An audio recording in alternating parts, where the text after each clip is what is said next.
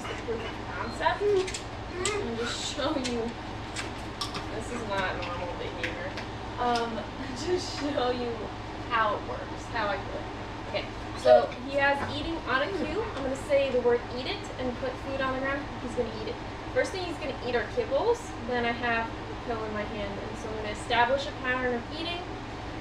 And the pill, once he gets to it, he's probably going to taste it and spit it out, so I may have to re-cue him a couple times, but he'll do it eventually. When he eats the pill, he'll get a jackpot. Eat it. Eat it. No, eat it. Oh. Eat it. Scared. And it's a big jackpot, especially considering that he needs to eat that pill with food. I'm going to give him a couple more and then I'll explain how I taught it. Oh, lots of kibbles. Lots and lots. Okay. Done. Boom. Okay, so the way that I teach that is we're basically putting eating on cue, right? So we condition eating with a word, just like we teach any marker word, like a guess, or a find it, or a scatter, or a good, or whatever marker words you use, or a clicker. I'm just putting eating, the behavior of eating on cue. When I first start this, I'm doing it with food that is really high value and food that is less high value. Okay? So I have some treats to show you kind of what I would do.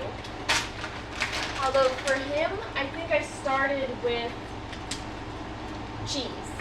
So I say eat it. Step one is I say eat it, put down this high value treat. Eat it, put down the high value treat. Eat it, put down the high value treat. Once I see the dog excited about eating the high value treat, when I say the word eat it, so if his tail starts going or it looks to the ground, because I do this on the ground, you could do it in your hand. My house is dirty anyway. So.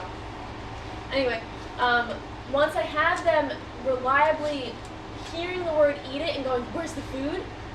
Then I start to add the lower value food. Hand me down. Thank you. Okay. So I'll add the lower value food, and when he eats the lower value food, I'm going to give him a jackpot for that. So my jackpot word is scatter. Down. Yeah, very bad. So the reason I do it from high value food to low value food is that what I want is him to actually hold it down today. What I want is for him to go through and eat something that he's not like totally 100% like in love with, but that so that he can learn with something that he does eat and does find palatable. So the first step and the second step are just on food that he will eat anyway. And then the third step is once you have reliable eating, then of the lower value food, then you start to introduce the pill. Okay? So the training process looked like this at first. So it was eat it, step one, just have him eat the thing. See how his tail's wagging? See how he's looking back at me excitedly? That's good. We want that response. Eat it. And see how his tail started wagging more when I said eat it? That's the response. Eat it. Okay. Then the next step was higher value and lower value. So I'm using the kibble here. So it's eat it. Eat it. And then switch to the kibble. Eat it. And scatter for eating that. And then the third step is actually bringing the pill into the picture.